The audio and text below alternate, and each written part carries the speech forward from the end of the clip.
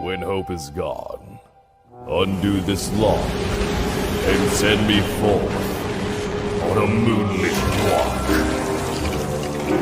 Release restraint level 0.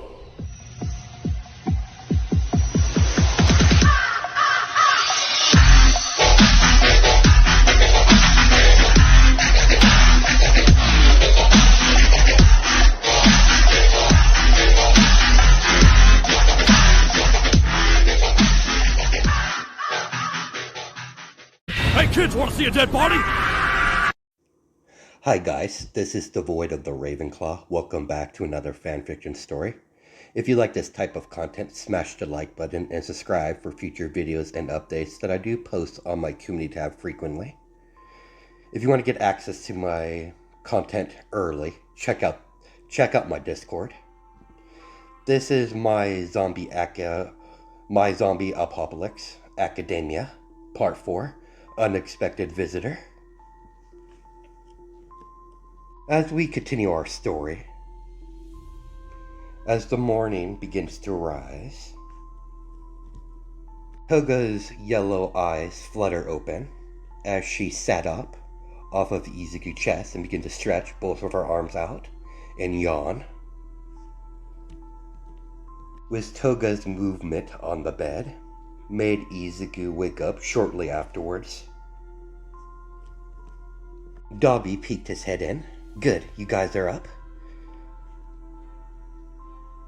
As he brought 3 plates filled with food, specifically French toast, eggs, and bacon, as Dobby sat on the bed and handed over each plate of food over to Toga and Izuku.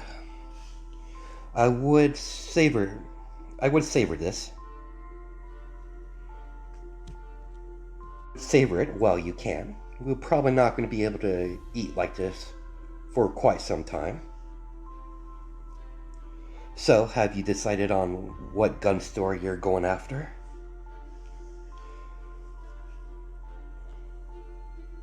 I have, in fact. If we're lucky, the closest one to this apartment complex hasn't been scavenged yet. Even if it was, I highly doubt they took all the firearms. Only thing we could do now is to check it out. Precisely. Do you happen to have any duffel bags or anything like that to hold large amounts of weaponry? I think I should have a few duffel bags in the closet over there. Dobby finished eating and walked over to the closet and started to look through it as he found a couple dozen throwing knives as he finally pulled out several duffel bags. They are clearly the tough ones that don't rip very easily. Dobby admired the quality of duffel bags that Izuku has in his closet. They're definitely military grade. You sure got a lot of fancy throwing knives, Izuku. It was the first thing I ever created with my quirk, I had plenty of practice in creating them and using them as well. Judging how good you are with those throwing knives, I'm guessing you learned how to use them and firearms at that military school you went to. You're not wrong there. Meanwhile, Toga was enjoying her food, too much to pay attention to them whatsoever. After getting done eating and loading up the empty duffel bags in the trunk of the car, the 3 of them made their way to the weapons store not too far away from the apartment complex. They eventually park on the side of the road, on the side of the building, in an alleyway, to keep their car out of sight. Deku pulled out his pistol. As he pulled out a throwing knife in his opposite hand, ready to throw it at any moment. Dobby picked the lock, easily unlocking the door, while Izuku went in first to secure the building. The gun store was a small building. Clearly, the gun store hasn't been touched since the apocalypse. There's a couple of dead bodies on the floor. Izuku threw throwing knives at their skulls, piercing their brain, just in case these corpses on the floor were zombies. To better be safe than sorry. With the building secure, he barricaded the entrance and exit the front entrance and the back. Blocked it off by pulling large bookshelves over the door with Dobby's help. The three of them have a duffel bag each as they went behind the counter and start to load up weapons from handguns, rifles, shotguns into the duffel bags, including with some extra ammunition. After they were done with that, they moved the large bookshelf, loaded the duffel bag filled with weapons in the back of the trunk of the vehicle, and made their way back to the apartment complex, unloading the vehicle and placing a duffel bag in Deku's room underneath a couple of loose floorboards. Surprising, Dobby, from the little hiding spot. I got to say, that's a nice little hidden hiding spot you got there. As valuable as weapons currently is right now, it is best to leave them behind in a safe location so no random survivor could come across them. That would be a bit irritating after we did all that work.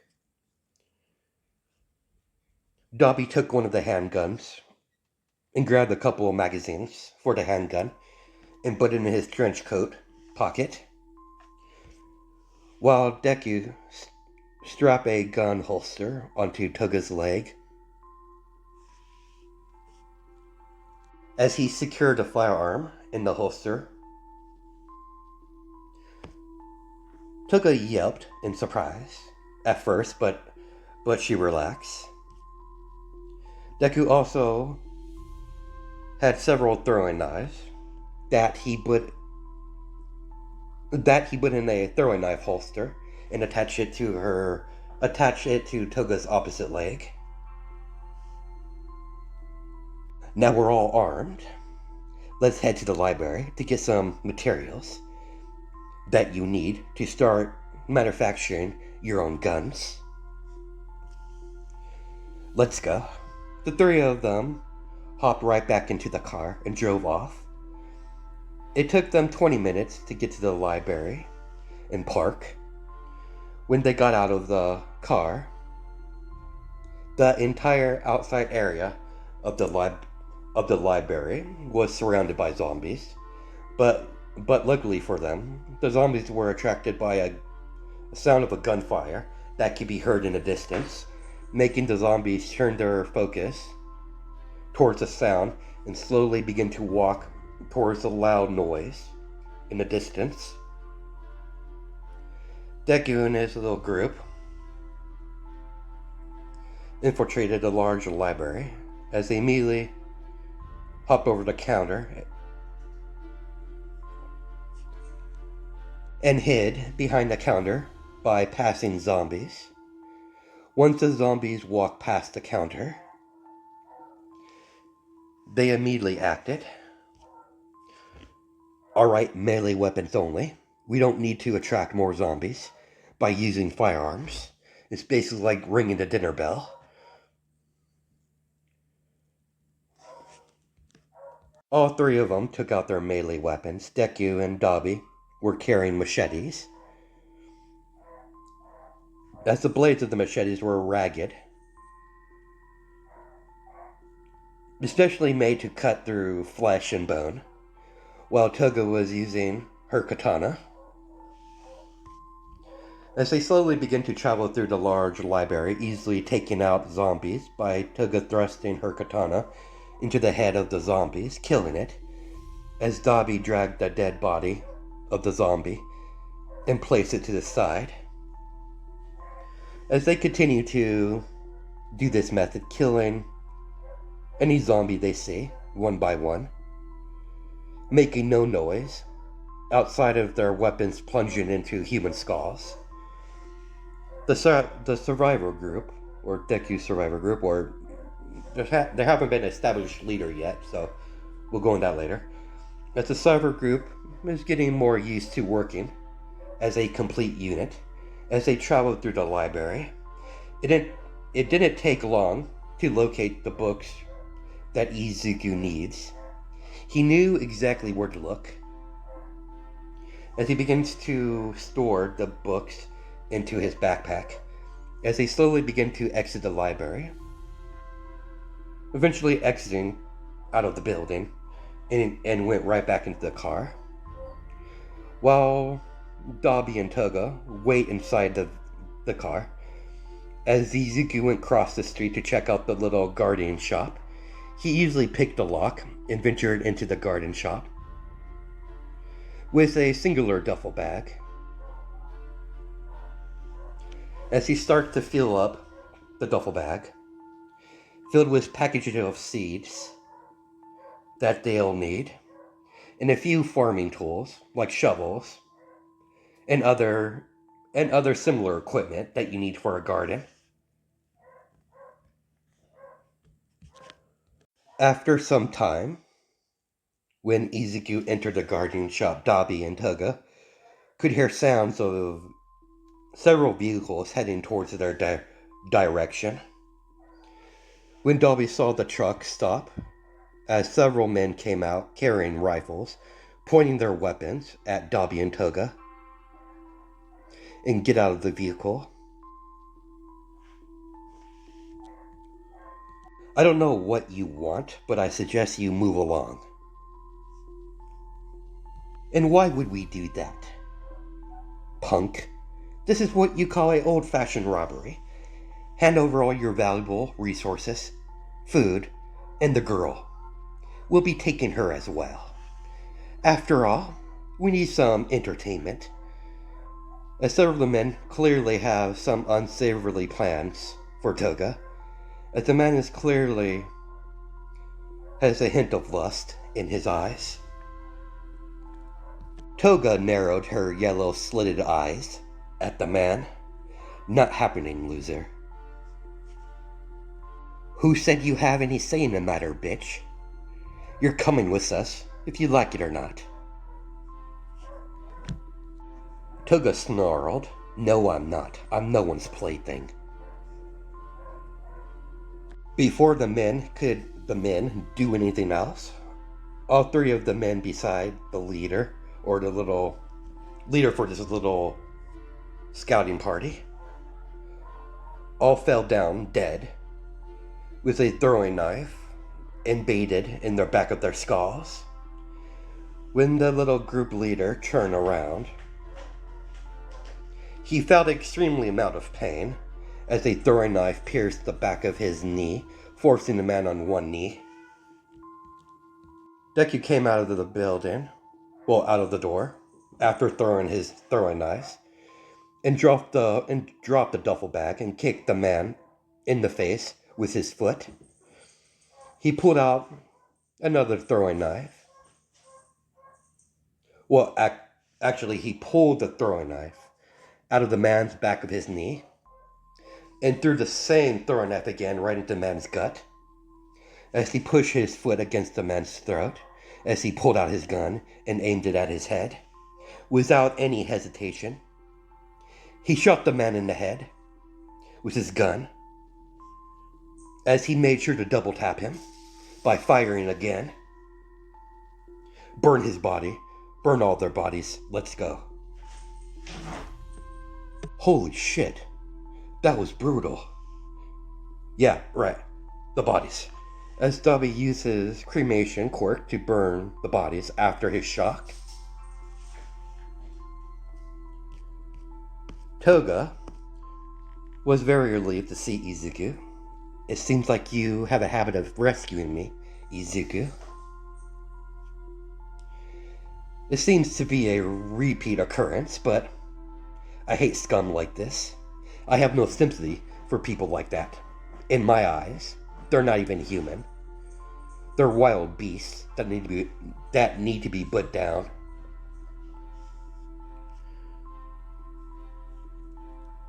Dobby had no idea the kid would be so willing to kill so easily, but given how his mental state has been recently, since he killed his mother who ended up being a zombie. But that still doesn't change the fact that the kid has clearly snapped.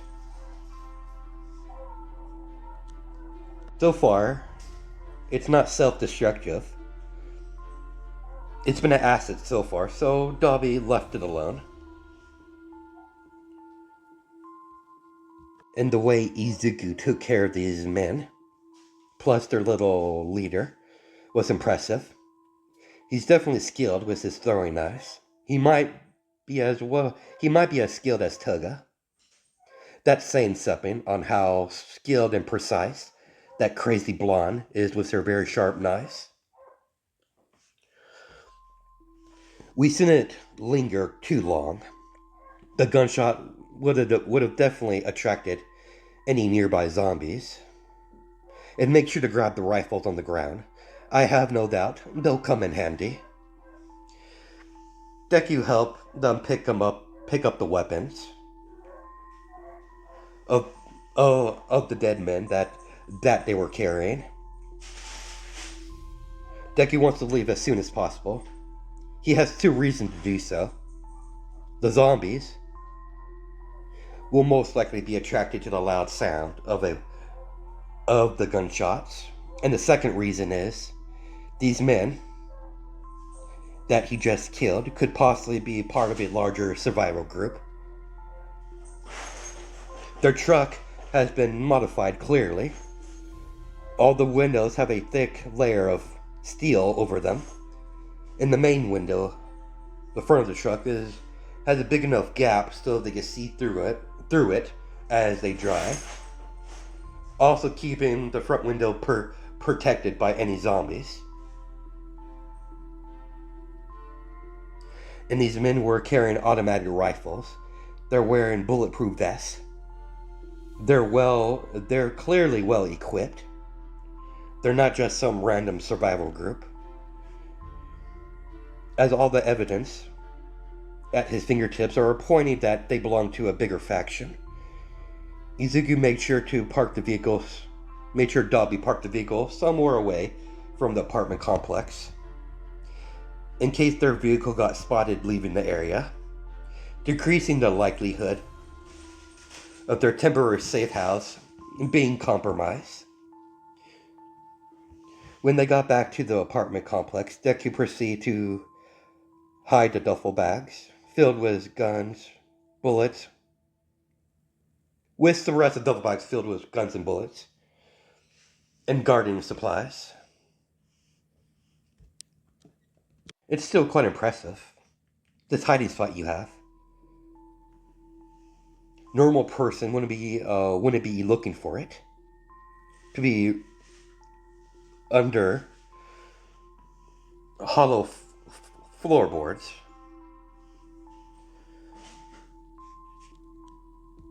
And with that little hiding spot being directly under your bed, that's the perfect spot. No one would be able to spot it.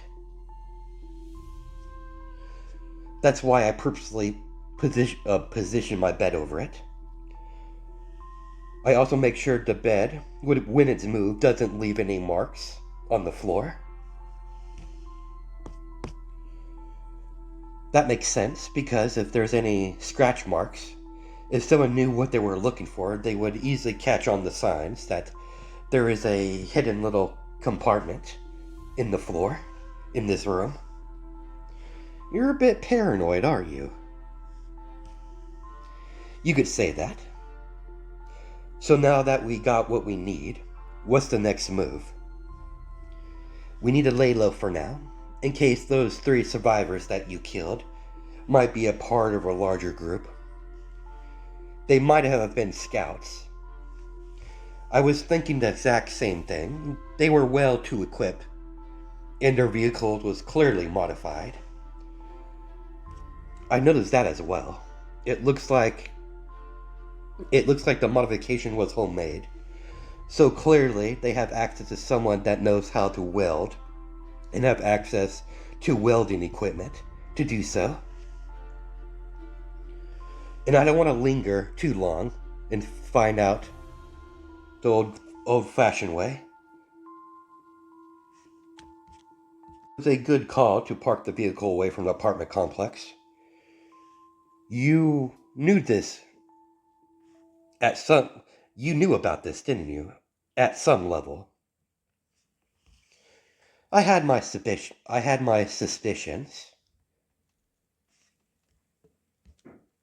Like I said, I had my suspicions. It did come to mind, but I didn't want to declare something that isn't correct.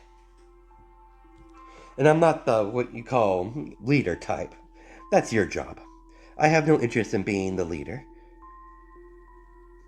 I give out suggestions, and if you chose to take my suggestions seriously, or not, that's all on you. I'm not the leader type, either, but I have been clearly fitting the role out of necessity. Try that again. I'm not the leader type, but I have been currently fitting the role. And your input on the plans have so far been quite essential. How about this? We do this 50-50. Interesting. Are you suggesting some sort of partnership, in a way? Exactly. But why, I have to wonder. The simple fact that you're not arrogant, and you're not demanding things to be done your way, and you're clearly well equipped to handle a apocalypse scenario. I learned a few things from that military school. I've been going to that school for quite some time. How long exactly? I enrolled at that military academy shortly after I graduated elementary school. The school was best suited to continue my education and to nurture my quirk, considering I could basically make weapons. My grandfather paid for everything. He's a high-ranking general in the Japanese government. Not sure if he's still alive, though knowing that old bastard, he's out there somewhere. He's too stubborn to die. I'm having a feeling you don't like him very much. No, on the contrary. I'm quite close to my grandfather, my mother's father. He's just a hard ass, you know, the military type, but I will always be grateful for him. He did help while I was growing up. But enough about that. I'm surprised you don't want to go find him then. Don't get me wrong, I do want to find him at some level, but my main priority is surviving. Finding lost family can wait until we have a solid base of operation, a safe area. That's why I think we should do a partnership like this, 50-50. This would only work in our favor. Speaking of groups, How big do you want this to be? Leave this as a 3-person group, or do you want to recruit more down the line? For now, just us. If we need to expand, we'll deal with that later. We can't just recruit anyone that come across our path. Agreed. In this kind of situation, the worst part of humanity will come to the surface. If those 3 men I killed is a good example of that.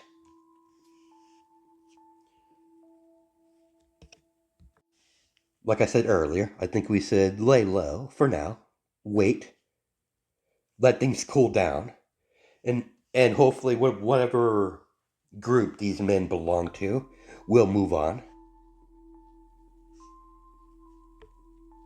Once we're in the clear, we can look around the area outside the city so we can find a location to set up shop. Thoughts? Toga? Sounds good to me. No issue on my end. What about you, Izuku? Izuku was quiet for a few seconds with his finger under his chin, analyzing all the information he has. He knows Dabi is right. They need to set up shop as soon as possible and start to process of finding a way to build whatever sort of protection, either by building a wall around whatever place they set up shop. I agree. I don't see no issue with the plan ahead. I analyze all the information we have, and it is the best course of action that I could see. I see no fault in your strategy. Excellent. Things are working better than I originally thought it would. Izuku checked the corner of the curtain through his window to see several survivors wearing the same equipment as the men he killed earlier. It looks like our hunch was correct. They were part of a bigger group. There's a large number of them in the street, unsure on their full numbers. Because of the location of the window, I can't see the entire street. Toga, kill all the lights. Toga ran through the apartment, trying to kill off all the lights. Luckily, there weren't too many lights still on in the apartment, so the lights in the apartment wasn't spotted by the survivor group on the streets. Once Toga returned, they sat in the room listening to the gunshots being fired upon the nearby zombies. Hour later, the gunshots started to die down as they heard several vehicles driving off. Deku sighed to himself. It looks like they left, so we're most likely in the clear. Now let's not be too hasty. It's going to be nightfall soon. In about a couple hours, according to the time on my watch, it's only 6 o'clock. Let's bunker down here for the night and leave in the morning. We don't want to be stuck in the wilderness at nighttime. I completely agree. I was in a similar situation, and it wasn't very fun. I also have flashlights in my backpack. We should probably charge the walkies while we still have electricity. Agreed. The electricity grid could go on, can only go on for so long without being properly operated. The electricity will go out eventually. We definitely need to come up with a plan. Maybe a generator. Generators are too loud. Depending on where we make up our home base, I might be able to come up with something. Like if we could find a close body of water nearby, I could possibly use the water. A waterfall would be most ideal to generate electricity through the water. Kind of like a watermill. In a way, yes. But we also need a... But it doesn't provide a whole lot of electricity. But it'll be enough to power up a generator. We just gotta find out how to limit the sound the generator causes. Naturally, I won't be able to do it right off the bat. Are you sure? That sounds quite complex. Naturally, it will be. I'm not saying I can make it straight off the bat, but I understand the concept of it, and it easily could be duplicated if I have the right material. But we should worry about that later. We haven't even found a home base yet. Agreed. We'll probably cross that road when we get to it. Now that you excuse me, I'm getting hungry and I'm going to pass out. As Dobby left the room to eat and go to sleep in the other room, leaving Izuku and Toga to their own devices. Izuku and Toga got off of the bed as he begins to look through the bookshelf while Toga was trying to get his attention. Hey, Izuku. Deku turned around to see a blonde blur latched onto him, giving him a hug. Thank you for earlier. I had no doubt those men had nothing good planned for me. Think nothing of it, Toga. She separated herself from Izuku. So, do you have anything fun to do here? A board game? A card game? Video game? Anything. I'm not really tired. I believe I have a board game somewhere around here. As Deku took out a board game out of the closet, Battleship, that his grandfather gave him. Battleship? I've never heard of that. Judging by the writing, that's English, isn't it? From America? Pretty much, as he gave her a brief rundown on the game, how the game works. Toga and Deku set up their plastic battleships onto their own boards, as both boards are blocked off by a piece of plastic,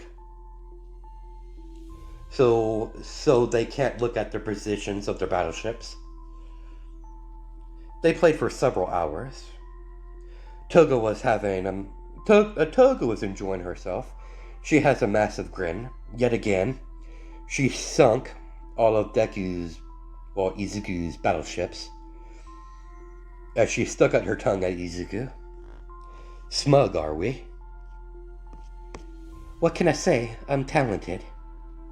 As Toga begins to yawn, Toga pulled Izuku onto the bed and rests her head on his chest, getting comfortable. You know there's pillows there, right? Nah, I'm good. Deku wasn't going to argue with that logic. He had a feeling it would just be easier just to go along with things. He doesn't want to upset the crazy blonde that has access to very sharp, pointed objects. He's not stupid. He knows full well women can be quite unlogical when they get upset, so it's best for him to stay on Toga's good side. And having the crazy blonde around is quite relaxing, despite her chaotic nature. Deku proceeded to put the blanket over himself and Toga, and went to sleep. The next morning, they began to make their way out of the city using the car. Like always, Dobby is driving while Toga is keeping herself entertained with Izuku, who is sitting who was sitting in the back with her. Dobby didn't really mind driving. Toga seems to be enjoying herself. Better Izuku than himself. He likes the girl well enough, but he knows when he sees crazy. Yet again, she's been a lot more manageable recently, ever since Izuku became part of their group, making their two into their little group turn into two, three. He's grateful that the green hair kid came along, calming Toga down somewhat. She's still incredibly crazy and dangerous, but so far she's been less crazy. W begins to drive down the narrow road, surrounded by forests. He followed the road until they hit a fork.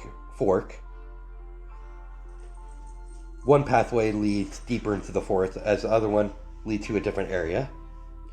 Dobby took the road that's going deeper into the forest, until they found themselves in front of a 2-story cabin, right next to a waterfall, giving them access to a fresh body of water. And the waterfall was connected right into a nearby lake that's in the area. Toga got out of the car and memorized by the beauty of the place. Beautiful. It is pretty nice looking. Let's see if we can get inside this place. We also need to search the entire building to see if there's any zombies. Right behind you.